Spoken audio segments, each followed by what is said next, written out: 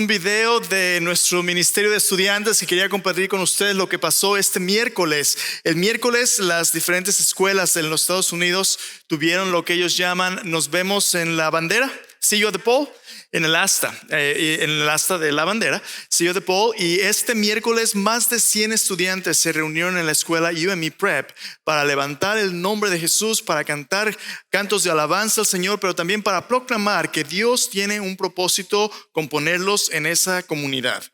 De esos más de 100 estudiantes, más o menos la mitad vinieron el miércoles en la noche a nuestra reunión de jóvenes para escuchar de la palabra de Dios y gozarse en una comunidad donde Dios los está preparando para convertirse en personas que lleven fruto. Más de 50 estudiantes estuvieron aquí, están creciendo, y muchos de ellos de nuestro ministerio en español.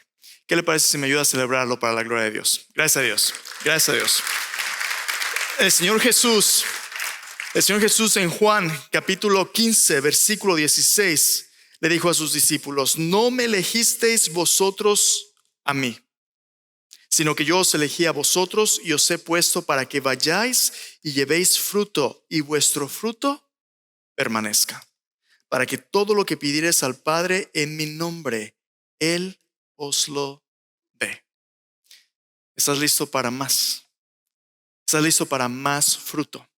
¿Estás listo para vivir un estilo de vida donde todas las promesas que Cristo nos ha dado no solamente sean para nuestro gozo y para disfrutarlas nosotros, pero para que otros puedan disfrutar de la vida abundante que Cristo tiene para ellos? Dios te ha llamado, Dios te ha puesto para que vayas y des fruto, y este fruto permanezca. Tú y yo somos llamados para ser personas que den vida, no solamente que reciban vida. Es bien fácil recibir, pero el Señor Jesús nos dice que es más bienaventurado, de más bendición, el dar que recibir. Cuando nuestro corazón es transformado de un corazón egoísta, de un corazón que siempre dice dame, dame, a un corazón altruista, a un corazón que se entrega para bendición de otro, a un corazón que dice yo tengo ahora para dar. Eso es una buena indicación de que Dios está obrando para que llevemos más fruto. Como vamos a ver el día de hoy, en Juan capítulo 15, Jesús habla con sus discípulos en el versículo 1 al versículo 17, y Jesús empieza a hablarles acerca de lo que consiste el convertirse en un multiplicador de discípulos. Hermanos, todos crecemos en un proceso de madurez. Nada de malo en recibir cuando somos pequeños, cuando somos niños. De hecho, un niño pequeño fue diseñado por Dios para recibir de sus padres el alimento, el cuidado, la protección, todo. Un niño pequeño recibe todo. ¿Y qué da? Desvelos. ¿Qué da? Montón de trabajo, pañales, pero el gozo de ver cómo este niño crece y madura para convertirse en una persona que no solamente pueda cuidar de sí mismo, sino que también pueda cuidar de otros. El gozo de todo padre y toda madre es ver a sus hijos realizados y maduros, y si Dios lo permite, cuidando de sus propias familias. Corona de los ancianos son los nietos, sus hijos, aquellos que usted amó, maduró y ahora pueden cuidar de otros. Bueno, Jesús en Juan capítulo 15 habla acerca de este mismo proceso de madurez. Dios nos bendice para ser de bendición a otros, pero para que eso suceda, primero tiene que transformar nuestro corazón. Vamos a leer Juan capítulo 15, versículo del 1 al versículo 17, y vamos a hablar de cómo es que Dios nos transforma en multiplicadores de discípulos, transformando el corazón. Dice así, Juan 15, versículo 1. Yo soy la vid verdadera y mi Padre es el labrador.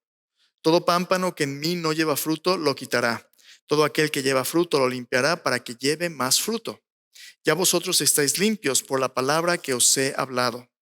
Permaneced en mí y yo en vosotros. Como el pámpano no puede llevar fruto por sí mismo si no permanece en la vid, así tampoco vosotros si no permanecéis en mí. Yo soy la vid, vosotros los pámpanos. El que permanece en mí y yo en él, éste lleva mucho fruto, porque separados de mí, nada podéis hacer.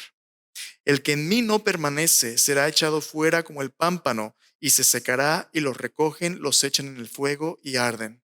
Si permanecéis en mí y mis palabras permanecen en vosotros, pedid todo lo que queréis y os será hecho. En esto es glorificado mi Padre, en que llevéis mucho fruto y seáis así mis discípulos. Como el Padre me ha amado, así también yo os he amado. Permaneced en mi amor.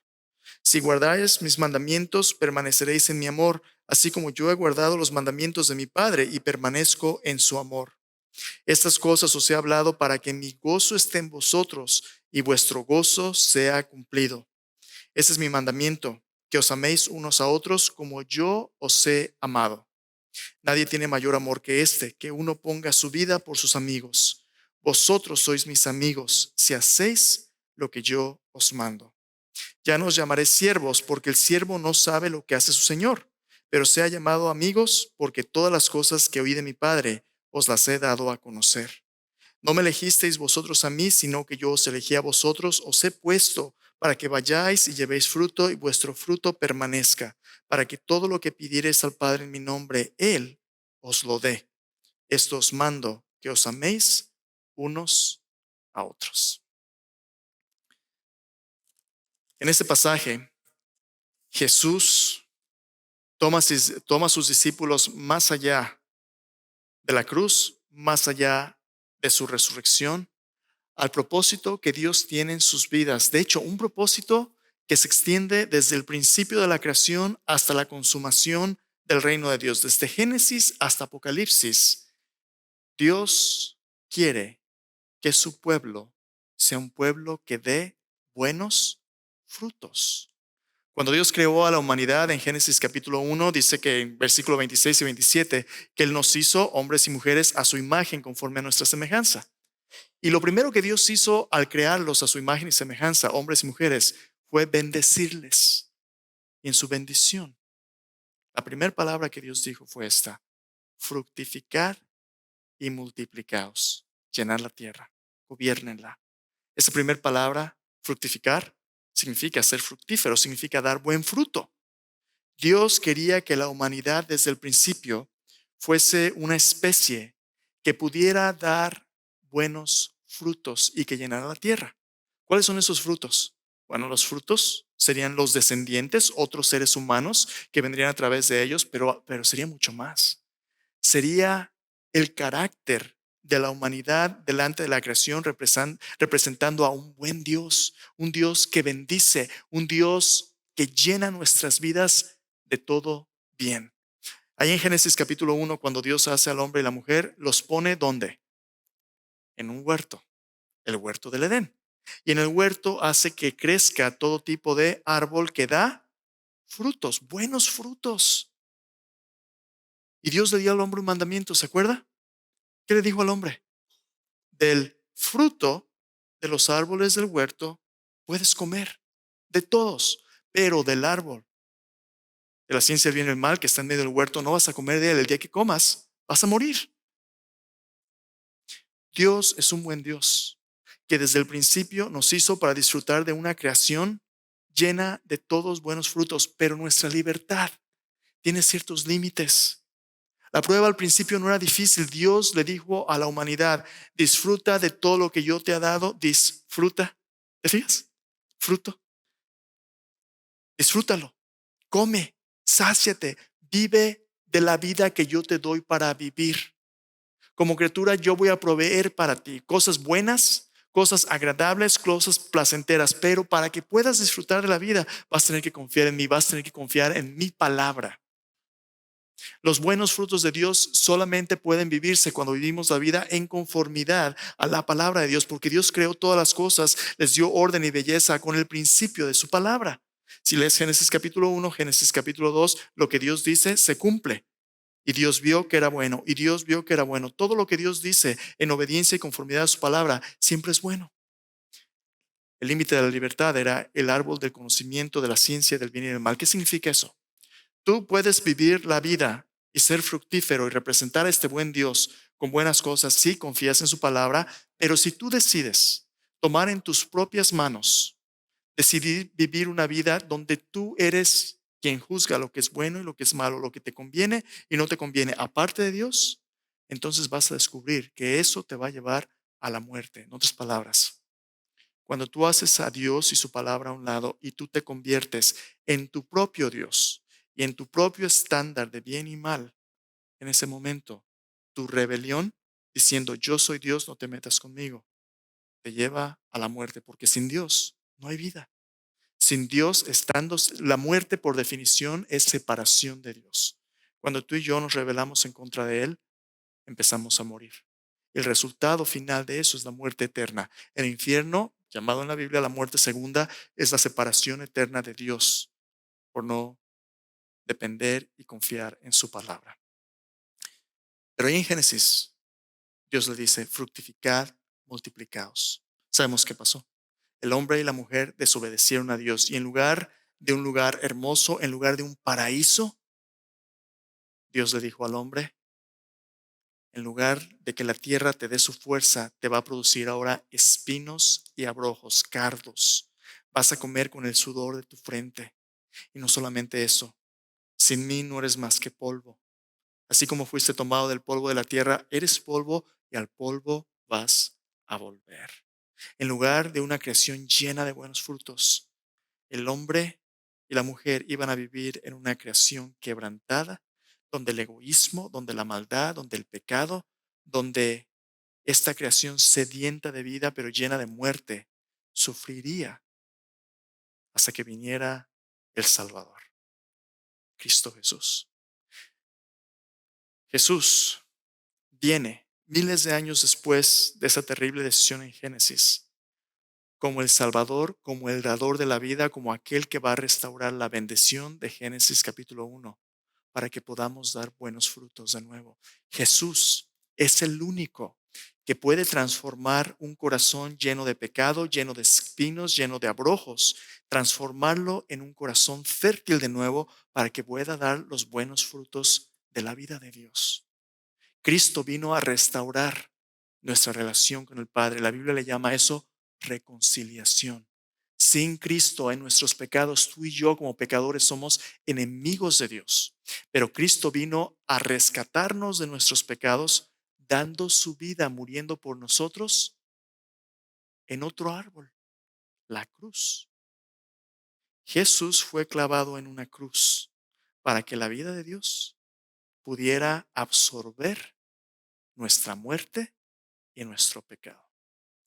Jesús está a unas cuantas horas de ir a esa cruz de nuevo. Mira, Dios nos envió el árbol de vida, Cristo Jesús. ¿Y sabe qué hicimos? Nosotros lo clavamos en la cruz. Pero ahí Dios, en su misericordia, Jesús dijo, si el grano de trigo no cae a tierra y muere, queda solo, pero si muere, lleva mucho fruto. Jesús, al entregar su vida sin egoísmo, su vida sacrificialmente, plantó la semilla de la fe, la esperanza y el amor de Dios, que al brotar en nuestros corazones nos transforma, revirtiendo los efectos del pecado y transformándonos en personas que ahora puedan vivir su vida y puedan dar el fruto de Dios. Entonces, el día de hoy vamos a hablar acerca de cómo es que Jesús revierte los efectos del pecado para transformarnos en personas que den vida, no que quiten la vida de otros.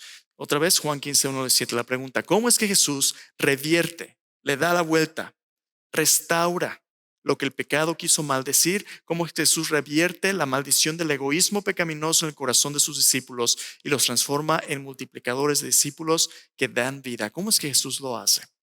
Antes de hablar un poquito más de esto, déjame decirte, todos nosotros venimos a Jesús hambrientos, vacíos, necesitados. Todos venimos a ver qué milagro nos concede, qué mal nos quita, qué aflicción nos puede sanar. Así empezamos todos. Y así es como Dios sabe que debemos empezar.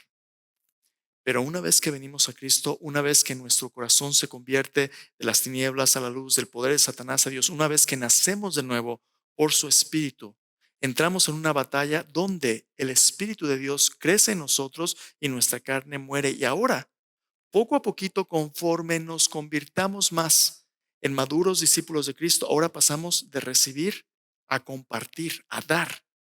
Y lo que Jesús está haciendo es esto. Jesús ve a sus discípulos, los 11, Judas ya ha salido, lo va a traicionar. Jesús ve a sus discípulos como los primeros frutos de una nueva humanidad que donde quiera que estos discípulos caen, ahí van a ser de bendición. Voy a preguntarte, ¿para qué es el fruto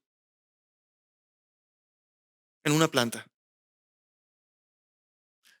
¿Te gusta la fruta a ti? ¿Has comido fruta alguna vez? No, puras papitas y Gatorade, ¿verdad? No, no, no. Si comes saludable, frutos, si tú ves un frutero, quiero que pienses por un momento. Todas las formas, los colores, las texturas, los sabores de una fruta son tan variadas, ¿no crees? Hay uvas, hay kiwis, hay plátanos, hay mangos, hay melones, hay sandías, y tú los cortas y adentro se ve tan diferentes, rojo, amarillo, verde, de diferentes colores, y los pruebas.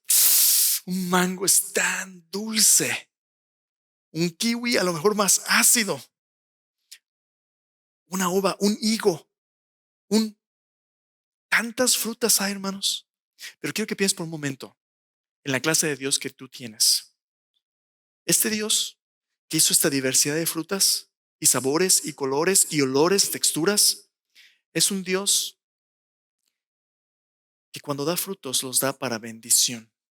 Ahora hay frutos que pueden ser venenosos. En un mundo caído por el pecado, no todo lo que parece fruto es fruto. Tienes que tener cuidado, pero los frutos que Dios originalmente hizo son para bendición. Son para que tú y yo nos alimentemos. Pero no solamente nos alimentemos para existir, nos alimentemos para disfrutar de qué bueno es Dios. ¿Qué tal si Dios, en lugar de darnos cosas que sepan buenas como los frutos, nos diera comida para gato? ¿Has olido la comida para gato? Es como comer cartón, ¿verdad? Tiene todos los nutrición, tiene todos los alimentos que un gato necesita, pero ¿qué prefiere un gato? ¿Un pedazo de pollo o croquetas? Tú ves la carita del gato, ¿verdad? El gato quiere pollo. Porque el pollo sabe bueno a ti, le sabe bueno al gato, ¿verdad? Pero es mejor para su aparato digestivo. Sí, a lo mejor es mejor, pero sabe a cartón. Mira qué bueno es Dios. Cada uno de nuestros sentidos, Dios los hizo, no solamente para ver alrededor, sino para disfrutar de una creación buena.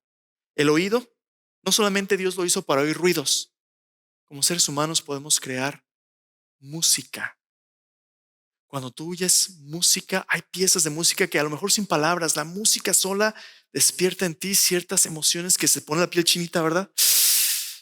Hay un gozo en la música, los sabores, los condimentos, las combinaciones en tu paladar son un concierto de sabor que es cuando te comes una comida que a ti te gusta, una carne asada, un buen chorizo, un queso fundido, la salsita y luego, no, ya te estoy, stop. Ahí está la idea, ¿no? El disfrutar. ¿Qué tal visualmente? Los colores. Ves un paisaje, ves una pintura, ves un atardecer, la combinación de la creación, los colores, las imágenes en tu mente. A veces te rueda, ¿verdad? También dices, wow, qué hermoso. ¿Qué tal el tacto? Las texturas. Cuando andabas de novio, agarradito de la mano. Todas las emociones que eso produce, ¿no? El tacto. Dios nos hizo para disfrutar los buenos frutos de un Dios que es bueno, que es verdadero, un Dios que es justo.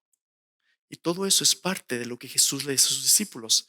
¿Cómo es que Jesús revierte esta maldición? Dándonos y restaurando la bendición de una vida abundante en Dios.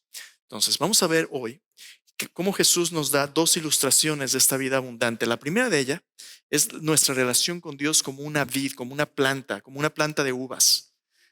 Jesús nos dice que nuestra vida depende de Él. Vamos a ver qué se trata de ser fructífero. La segunda parte de este pasaje que vamos a ver la semana que viene, Jesús nos habla de una relación donde somos amigos de Dios. Dios quiere que seamos fructíferos, pero Dios quiere que seamos personas que tienen una relación íntima en el círculo íntimo de Jesús como aquellos en los que Él confía. Somos personas de confianza de Dios. Somos personas a la que nos confía como sus administradores, como sus mayordomos, nos confía sus recursos y nos confía sus planes. Somos del círculo íntimo de Dios, sus amigos y su familia. Vamos a enfocarnos en la primera parte de la relación. ¿Cómo es que Jesús revierte este pecado en sus discípulos? Bueno, lo primero que Jesús nos dice en la primera ilustración es que Jesús quiere regenerar nuestra capacidad de unirnos a Dios en sus propósitos de dar vida, vivificantes. Venga de nuevo conmigo. Juan 15, versículo del 1 al versículo 8, Jesús nos habla de 4 áreas en las que Jesús regenera nuestro corazón como una rama conectada con una vid. Jesús nos habla de nuestra relación con Dios, el rol que Dios tiene en nuestras vidas. Jesús nos habla del proceso que Dios utiliza para que llevemos fruto. Jesús nos habla acerca de nuestro privilegio que tenemos con Él al participar de su vida y nos habla de una responsabilidad también. Vamos a hablar primero de nuestra relación con Dios. Esto, por cierto, que le acabo de mencionar, está en sus notas del mensaje. Cada vez que usted viene el domingo y le dan un pequeño boletín, ahí le voy a poner más versículos, ahí le voy a poner más referencias. No las menciono todas, pero en casa usted puede revisarlas y puede ver la lógica de la exposición de este pasaje que le voy a compartir hoy. Ahí lo tiene en sus notas del mensaje. Hablemos de nuestra relación con Dios entonces. Note el versículo 1. Jesús dice, yo soy, ¿qué cosa? La vid, pero no cualquier vid. La vid verdadera. ¿Y mi padre es qué? El labrador. Jesús quiere primero dejar bien en claro para sus discípulos qué clase de relación sus discípulos tienen con Dios.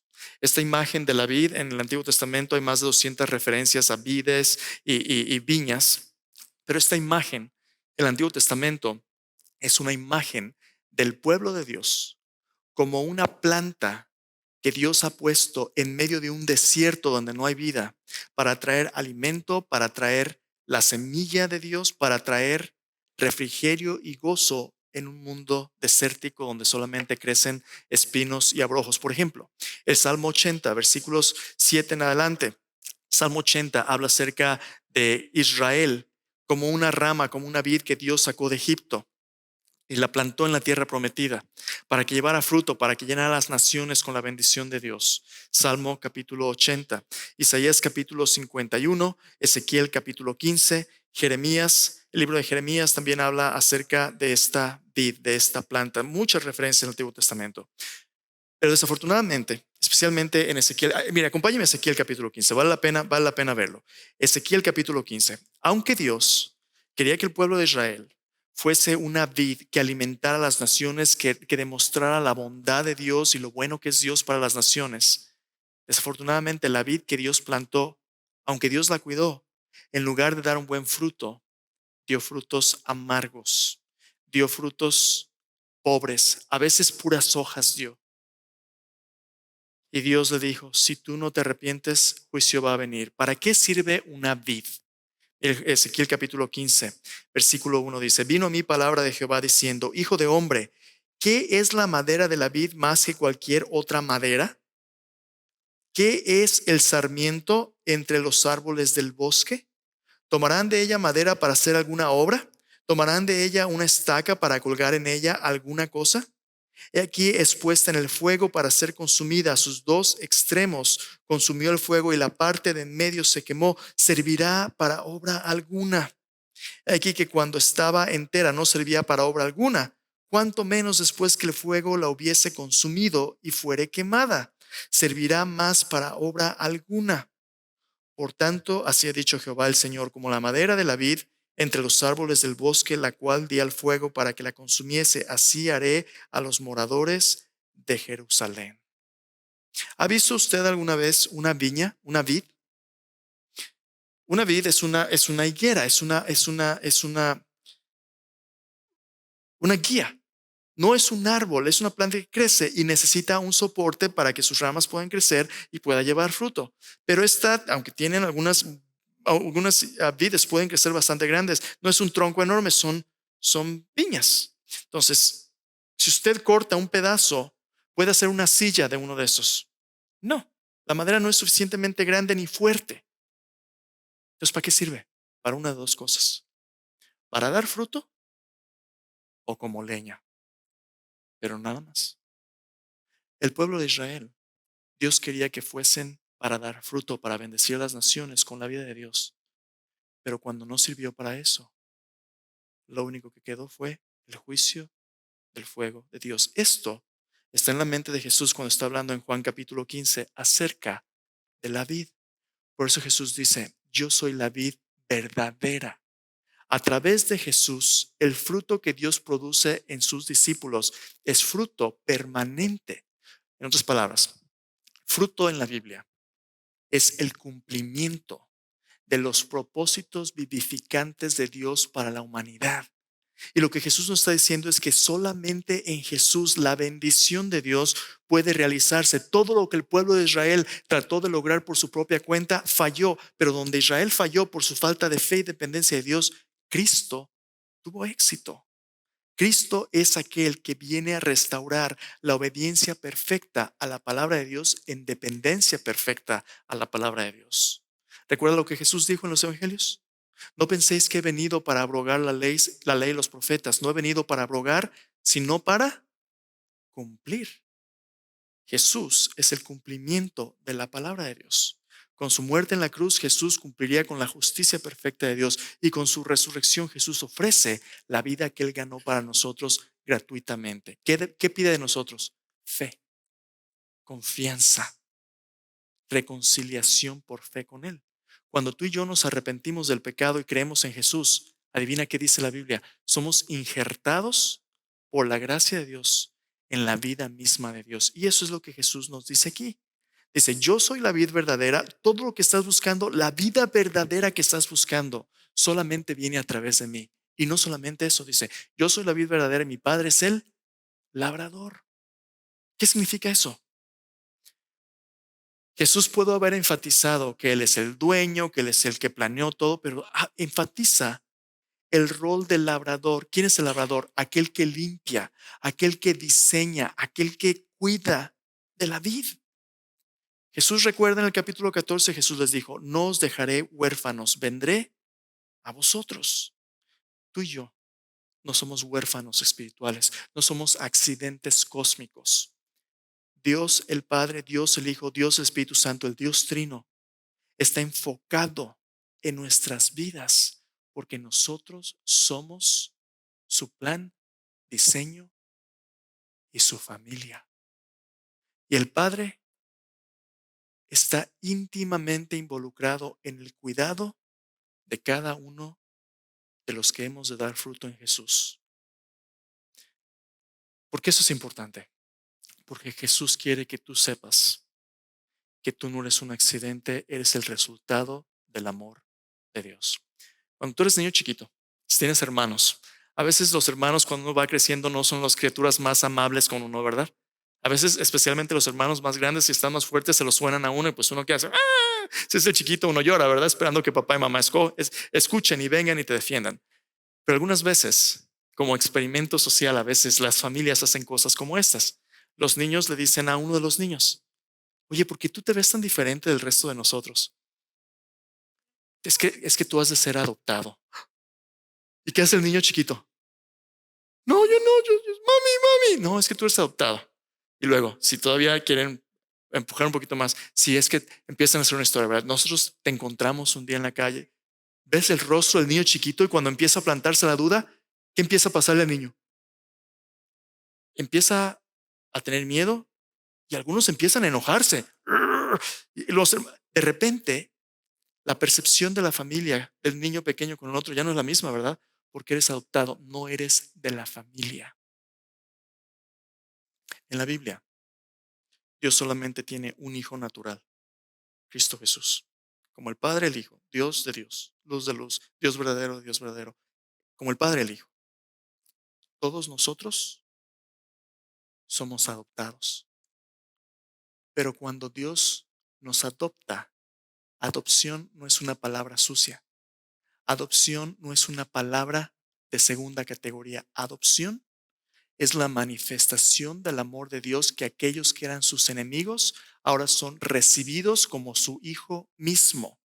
El enemigo quiere que tú pienses que porque tú y yo somos adoptados, somos de segunda categoría, pero Jesús quiere que oigas que el Padre mismo nos ama y el Padre mismo está íntimamente involucrado con cómo crecemos, cómo maduramos. Algunas veces los hermanos espirituales nos tratan como, "Ugh", pero Jesús nunca va a hacer eso y el Padre tampoco. Aunque tú algunas veces no estés tan maduro como debas ser o lleves tanto fruto como debas llevar, el Padre está íntimamente involucrado en cuidarte y asegurarse de que tengas acceso a la vida de Cristo, porque tú eres uno de los suyos. Él es el labrador. Nuestra relación con Dios está segura en el amor del Padre, aunque somos adoptados. Pero no solamente eso. Jesús habla acerca de un proceso donde Dios cumple sus propósitos. Mira lo que dice el versículo 2. Todo pámpano, toda rama que en mí no lleva fruto, la quitará. Todo aquel que lleva fruto la limpiará para que lleve más fruto. Ya vosotros estáis limpios por la palabra que os he hablado. Jesús habla de varias etapas de fructificación. La primera etapa es cuando una rama no lleva fruto. Dice allí el versículo 2, dice, cuando una rama no lleva fruto, ¿qué es lo que Dios le hace? ¿Qué dice ahí? ¿La quitará? Ahora, este versículo ha sido una fuente de temor para muchas personas diciendo, híjole, es que a lo mejor si no llevas fruto, a lo mejor vas a perder tu salvación. Ahí no dice en el versículo 6 que los que no permanecen en él como las ramas son echados fuera y amontonados y luego se los queman. Ahí está. Ahora, varias cosas. Los del versículo 2 y los del versículo 6 no son lo mismo. ¿Por qué no? Porque los del versículo 6 claramente son los que no permanecen en él. Aunque parecen ramas, no permanecen en él. Los verdaderos discípulos permanecen en él. ¿Quién sería alguien que parece rama, pero no permaneció en Jesús? Judas. En este contexto, Judas era uno de los 12, andaba con ellos, profesaba fe en Jesús, pero ¿tenía fe en Jesús? No. Acaba traicionando a Jesús y en lugar de regresar a Jesús como Pedro lo hizo, aunque Pedro le negó, acaba tomando su vida en sus propias manos y negando todo lo que él creía. Judas aparentaba ser rama, pero no era. Era un pedazo de leña que no servía para nada, porque al final de todo, en lugar de dar fruto, acabó con su vida. No son lo mismo. Entonces, ¿de qué está hablando Jesús? Muy interesante. Esta palabra que Jesús utiliza para quitar es un verbo que el Evangelio de Juan, dependiendo del contexto, puede ser traducida de una o dos maneras. Una es quitar y la otra es levantar. La misma palabra en griego a veces se utiliza para levantar, por ejemplo, levantar nuestros ojos en oración, a veces para quitar. ¿Cómo la traducimos en este pasaje? Reina Valera versión 1960 la traduce como quitará. Pero la otra opción muy interesante que muchos expositores tienden a enfatizar es, en lugar de decir la quitará, lo que el pasaje quiere decir es que la levantará. Piense conmigo a la luz de los agricultores y de un labrador. Cuando una viña es plantada, normalmente son plantadas como una ramita en la tierra, parece que está muerta, es una rama nomás. Y conforme crece esa rama y echa raíces, empieza a crecer ramas que tienen que ser guiadas en una guía. Necesita un trellis, necesita un sistema de soporte, porque las viñas por sí mismos, las ramas se caen, no pueden sostenerse a sí mismos. Tienen que trepar troncos o tienen que trepar una cerca o estructuras. Cuando una viña, un sarmiento empieza a crecer, si no tiene esa estructura, ¿sabe qué le va a pasar? Va a caer al suelo. Y ahí en el suelo, cuando llueve, se va a enlodar. Los animales que pasan, la gente que pasa, si no son cuidadosos, la van a pisotear. ¿Y sabe qué? Esta viña va a sufrir, puede tener enfermedades, puede crecer hongos, puede crecer todo tipo de cosas. Pero no solamente eso.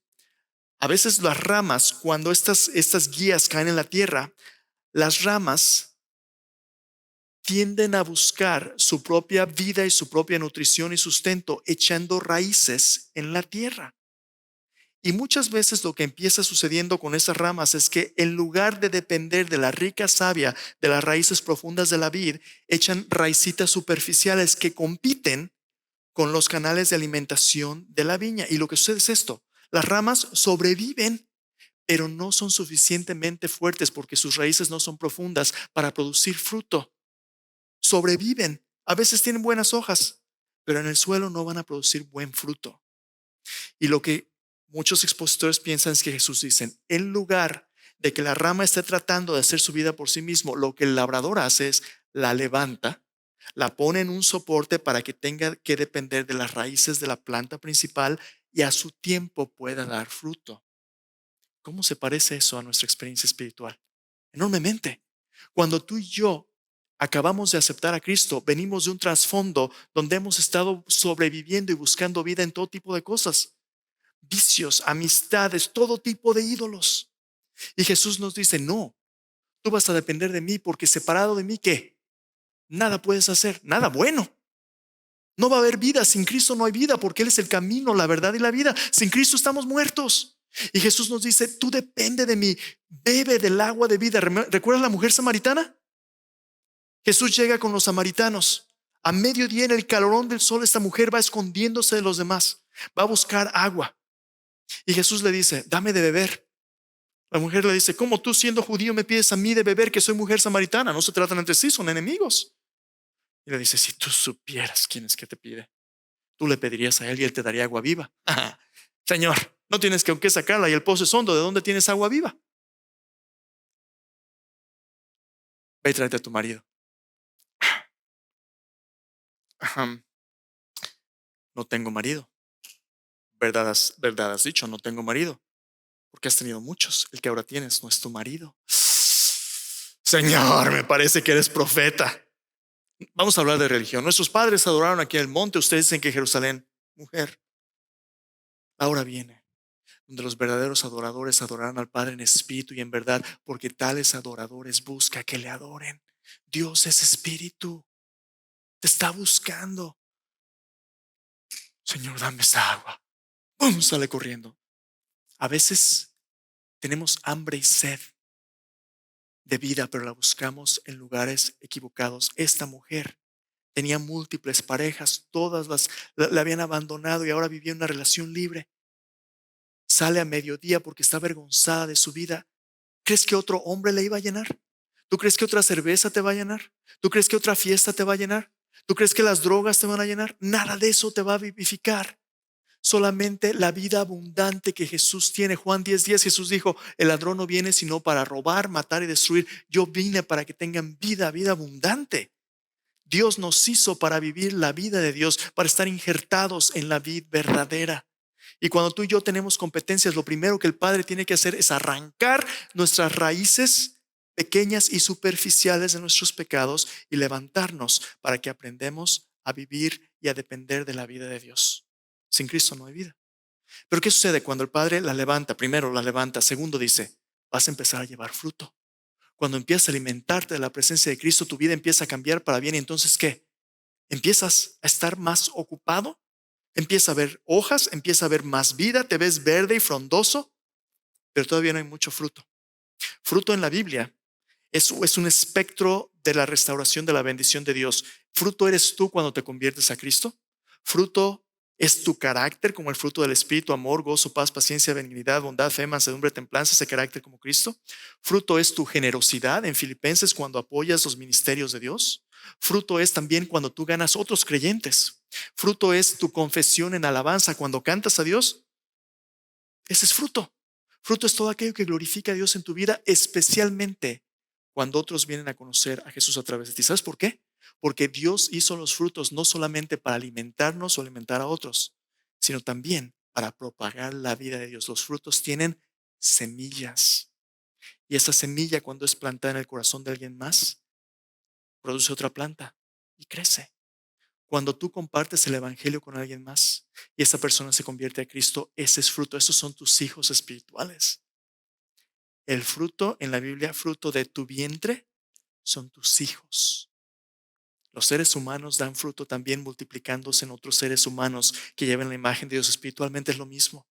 Cuando tú llevas el evangelio a alguien más, se convierte, ese es tu fruto. Pero para que demos más fruto, ¿sabes qué tiene que hacer Dios? Tiene que podarnos. ¿Qué crees que siente una planta cuando ve las tijerotas? Bueno, yo no sé si la planta sienta o no, pero a ninguno nos gustaría que nos den nuestra podadita, ¿verdad?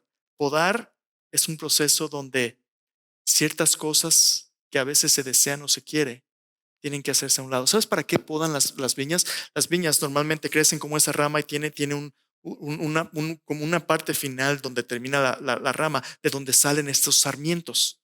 Y producen muchas hojas, pero para que las viñas den buen fruto, tienen que podarlos y dejar pocas ramas. Si tú dejas muchas ramas, a lo mejor va a dar fruto, pero el fruto es amargo o es insípido o es pequeño. Pero si dejas pocas ramas, pocas prioridades, toda la vida de la planta se enfoca en esas cosas que son importantes. ¿Sabes qué es lo que Dios tiene que hacer con nuestra vida cuando empezamos a dar fruto? Tiene que podarla, porque tú y yo, si no, vamos a tratar de hacer todo lo que nos atraiga. Y Jesús dice, no, no todo lo que puedas debes. ¿Todo me es lícito? No todo conviene. Todo me es lícito, pero no todo edifica. ¿Qué es lo que realmente te edifica y glorifica a Dios? Dios nos poda, y cuando Dios nos poda, llevamos fruto. Dice una cosa más: permanezcan en mí. Cuando esto sucede regularmente, ¿sabes qué va a suceder?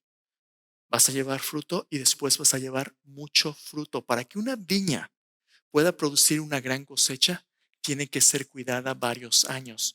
Los que se encargan de la viticultura, los que cultivan las viñas, dicen que cuando una persona planta una viña nueva, está plantando algo que va a cosechar en 5 o 10 años. Ahí es donde el fruto maduro y abundante realmente viene. Tú estás plantando a futuro. Tu relación con Cristo tiene que ser de por vida, para transformar tu vida y para que puedas dar vida. Esto no es una moda espiritual. Esto no es algo, pues me cambié de religión, ahora voy acá. No, esto es una relación orgánica donde, escúchame bien, nuestro privilegio es disfrutar de la vida abundante de Dios, donde Él nos limpia por medio de su palabra. Pero nuestra responsabilidad es permanecer en Él. 11 veces Jesús dice, permanece en mí. Hace un momento Marco nos estaba contando de nuestros grupos de comunidades bíblicas. Cuando algo comienza, emocionante, ¿verdad? Sí, es algo nuevo, moda, cafecito, socializar. Pero conforme pasa el tiempo, el ser fiel, y me quedo aquí en la cama, está la sabanita más a gusto, ¿verdad? El no leer mi Biblia. ¿Sabes qué es lo que Jesús dice? Dice dos cosas importantes. Dice, ustedes están limpios por la palabra que os he hablado. Dice, todo lo que pidan al Padre en mi nombre, Él los va a dar. A permanecer en Jesús, en la palabra y oración, es lo más importante que podemos hacer en adoración. Esos grupos, hermanos, hace un mes teníamos menos de 40 personas en los grupos cuando somos ciento y cacho que asistimos. Hace un par de semanas, hoy no sé cuándo soy, pero la semana pasada fuimos 60 y algo. Estamos creciendo. Estamos creciendo para ser una comunidad de amor, una comunidad bíblica de personas que vivan su Biblia en oración y en la palabra. Estamos creciendo, pero el reto va a ser mantenernos fieles. Jesús dice, no te desanimes, permanece en mí. Sin mí no puedes hacer nada, pero el que permanece en mí, este lleva mucho fruto. Lo que Jesús quiere que tú y yo pensemos es si tú permaneces en Cristo, no hay pierde. Dios va a hacer su obra. Filipenses 1:6 dice, estando persuadido de esto, que el que comenzó en nosotros la buena obra, ¿qué? La perfeccionará, la terminará hasta el día de Cristo. Cristo es fiel, nomás permanece en Él. Próxima semana vamos a hablar de cómo aquellos que permanecen en Él se convierten en personas de confianza del círculo íntimo de Jesús, sus amigos. Jesús quiere confiarte aquello para lo cual Dios te hizo bendición, para ser de bendición a otros. Pero por lo pronto, déjame dejarte con esto. La primera parte de la instrucción de Jesús nos enseña que los multiplicadores de discípulos son personas cuya dependencia de por vida de Cristo los transforma en un oasis de vida fructífera en medio de un mundo desértico. Cuando tú vives la vida de Cristo a través de ti, cuando Cristo vive en ti y tú vives en Él, tú vas a tener algo para compartir. Déjame cerrar con esto. Yo no sé si te has dado cuenta, pero cada cultura es diferente en cómo administramos la bendición de Dios. Algunas culturas son agradecidas y dan cuando se les dan. Otras, como decimos en México, nos dan la mano y nos agarramos ¿qué? La pata, ¿verdad? El pie. Alguien me contó un chiste. que a veces captura cómo somos en México. Yo crecí en México, en una cultura donde no teníamos mucho y lo poco que había a veces, primero yo, ¿verdad? Todos nos servíamos primero y con la cuchara grande. Se cuenta por ahí que había un peluquero y este peluquero un día decidió bendecir a la comunidad. Y sabes qué, hoy la primera persona que venga a cortarse el pelo, le voy a cortar el pelo gratis. Entonces llega ahí un panadero. Llega el panadero con el peluquero. Y el panadero, oye, ¿cómo quiere su corte? Sí, yo lo quiero así. No hay problema, sí, ahorita se lo corto. Le corta el pelo. ¿Cómo te quedó? No, muy bien, muchas gracias. ¿Cuánto le debo? ¿Sabe qué? Hoy no le voy a cobrar. Hoy es gratis. ¿Gratis? ¿Solo para usted gratis? No, no, por favor, no. Hoy es gratis. Muchas gracias, muy agradecido. Se va el panadero. Al siguiente día llega el peluquero y dice, hoy voy a hacer lo mismo, pero cuando llega a su peluquería, ¿sabes qué encuentra en la puerta? Unos pan dulces recién horneados con una nota. Muchas gracias, lo que hizo por mí fue de bendición. Quiero agradecerle por lo que hizo por mí. Dice, pues qué bueno. Hoy le voy a cortar el pelo otra vez gratis al que venga. Le corta el pelo al primero que llega y es un jardinero. ¿Cuánto le debo? No, hoy es gratis para usted. ¿Cómo que es gratis? Y no, muchas gracias, lo mismo. Se va. Y al siguiente día llega. Hay un montón de flores ahí en un balde con una nota. Muchas gracias, espero que sean de bendición. Lo que hizo me bendijo. Ahora quiero agradecerle. Un ramo de flores. Wow, no, pues muchas gracias. ¿Sabes qué? Hoy voy a hacer lo mismo. Miguel López, mexicano, llega al peluquero. Le corta el pelo y no, pues ¿cuánto te debo? No, pues hoy es gratis para ti, amigo. ¿Gratis? Sí, no, ¿en serio? ¿En serio? Oh, pues muchas gracias. Oye, qué detalle, qué bueno. Miguel López se va. Llega el siguiente día el peluquero y ¿sabes qué encuentra en su puerta? Otros 15 mexicanos esperando tener un corte gratis. Yep. A veces así somos, ¿verdad? A veces no tenemos. Y cuando hay un poquito, lo primero que buscamos es agarrar más. Eso es nuestro egoísmo. Hermanos, esta iglesia, esta comunidad, estos edificios, estos ministerios son un medio a través del cual Dios quiere darnos vida para que podamos compartirla con otros. Todo lo que tú ves aquí es porque Dios nos está preparando para dar vida a otros, no para que no la comamos solos.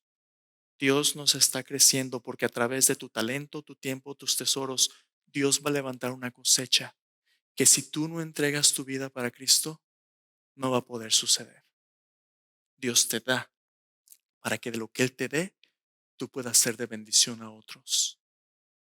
Dios quiere plantarte para que seas un dador de vida, no nada más quien consuma vida. Cierra tus ojos ahí. Vamos a orar. Al venir a esta mesa, es perfectamente apropiado que tú le pidas a Dios que Él te dé, porque eso le demuestra a Dios que le necesitamos. Pídele. Jesús dijo, todo lo que pidas al Padre en mi nombre, yo lo voy a dar para que mi Padre sea glorificado. Pídele al Señor que te ayude a glorificarle a Él. Que el Señor te dé, te provea para que tú seas de bendición a otros, empezando con tu compromiso con el reino de Dios. Dile que le necesitas.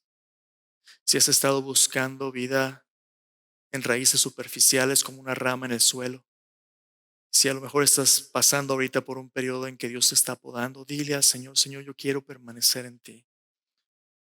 El más grande reto que vamos a tener es ser fieles a largo plazo. Dile, Señor, yo quiero permanecer en ti, que nada ni nadie me separe de ti. Ora conmigo, dile, Padre Celestial, yo vengo a esta mesa hoy porque te necesito. Señor, yo necesito que me limpies más y más con tu palabra para permanecer en tu Hijo, para dar fruto abundante que te honre a ti. En la vida que yo vivo, una vida de alabanza a ti, pero también en aquellos que van a conocerte a ti a través de mí, Señor. Llévame, Señor, a compartir la semilla de tu palabra. Señor, llévame a morir a mí para que tú puedas vivir en mí y a través de mí. Te necesito, Señor. Te pido por mis hijos, te pido por mi familia, mis parientes, Señor, que tú nos hagas fructíferos en Cristo. Si alguien no te conoce, Señor, alrededor mío, úsame para que puedan conocerte, Señor. Señor, no tengo mucho, pero lo que tengo es tuyo, Señor. Úsalo para tu gloria, Señor. Señor, yo me entrego.